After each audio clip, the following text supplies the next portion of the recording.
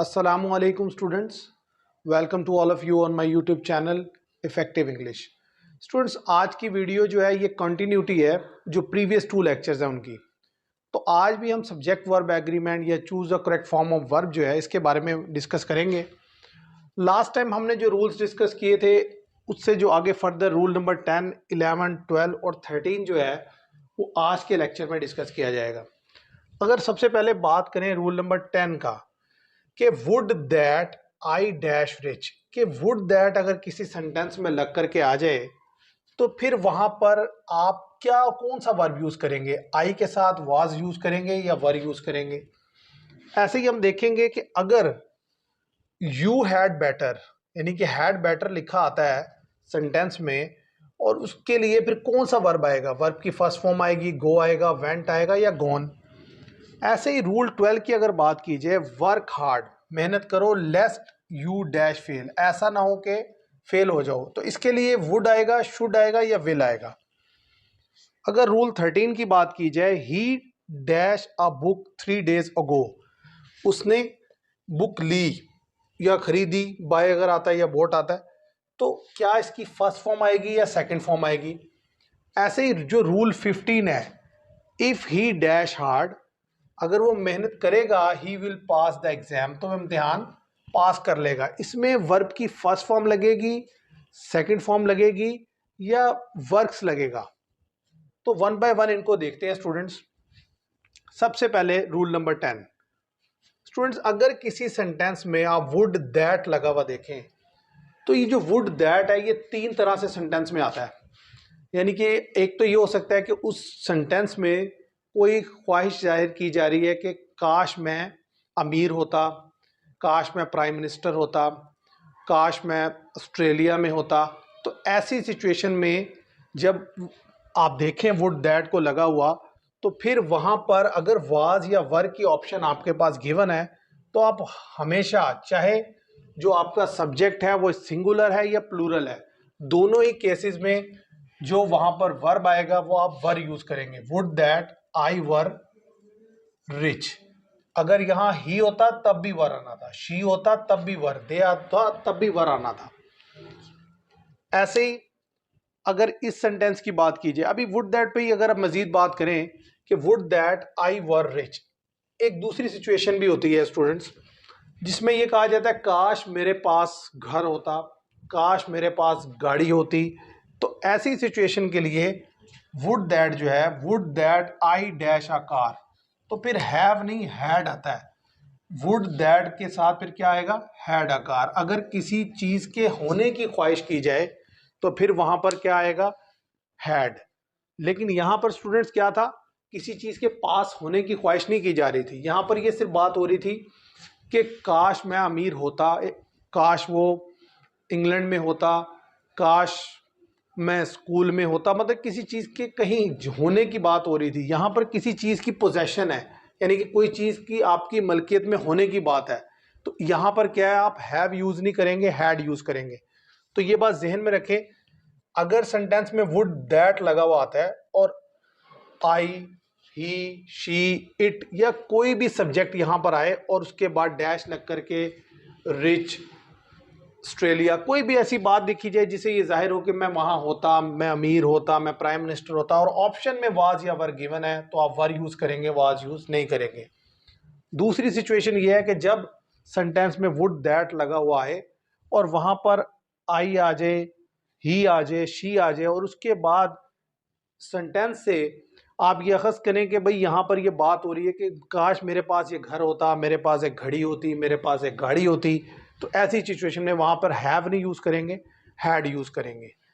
एक third situation भी students इसकी होती है, वो क्या है कि अगर वुड दैट लग करके आए और सेंटेंस में कि इस तरीके से बात की जा रही हो कि काश मैंने उसकी नसीहत पर अमल किया होता, तो फिर क्या होता? Would that I had followed his advice.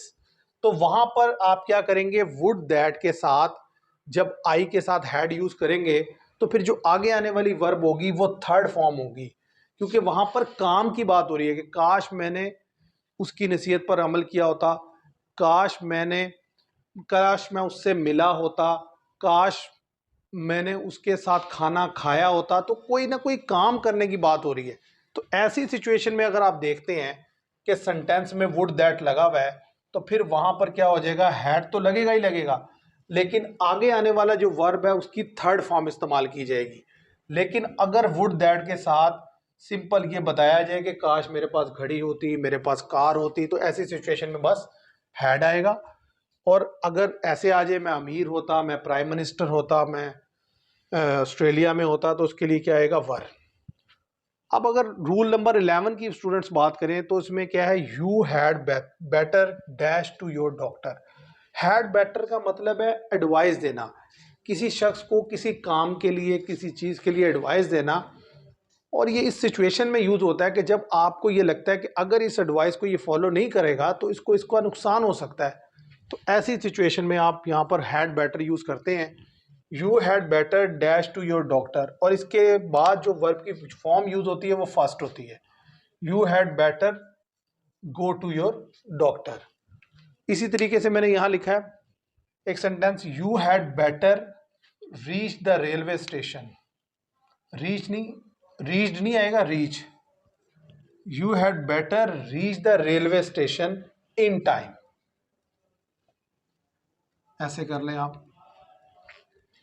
तो स्टूडेंट्स अब बात करते हैं, यानी कि हैड बेटर का मतलब है किसी को मशवरा देना, ऐसा मशवरा जिसमें आप ये बताना चाहते हैं कि अगर आप ऐसा नहीं करेंगे तो इसका आपको नुकसान होगा, तो आप हैड बेटर के साथ वर्ब की फर्स्ट फॉर्म यूज करेंगे। Rule 12, work hard लेस्ट you dash fail. सख्त मेहनत करो, ऐसा ना हो कि तुम फेल हो जाओ। स्टूडेंट जब भी ऐसा ना हो, ये लेस्ट लग करके आए, तो उसके बाद जो यानी कि आपने हेल्पिंग वर्ब लेना है, यहाँ से वो शुड लेंगे, ना तो वुड यूज होगा ना विल, तो यहाँ पर आएगा लेस्ट यू शुड फेल। ऐसे ही एक सेंटेंस मैंने यहाँ लिखा है, ऑफर प्रेयर, नमाज पढ़ो, lest your prayer dash be offered. ऐसा ना हो कि तुम्हारी नमाज पढ़ी जाए। अब लेस्ट आ गया तो ज़ाहिर है यहाँ पे शुड यूज होगा। जब भी ये कॉम्बिनेशन देखें लेस्ट के साथ, तो वहाँ पर जो हेल्पिंग वर्ब है वो शुड यूज होगा, वुड या शैल यूज नहीं होगा। ऐसे ही अगर रूल 13 की बात की जाए, ही dash a book 3 days ago.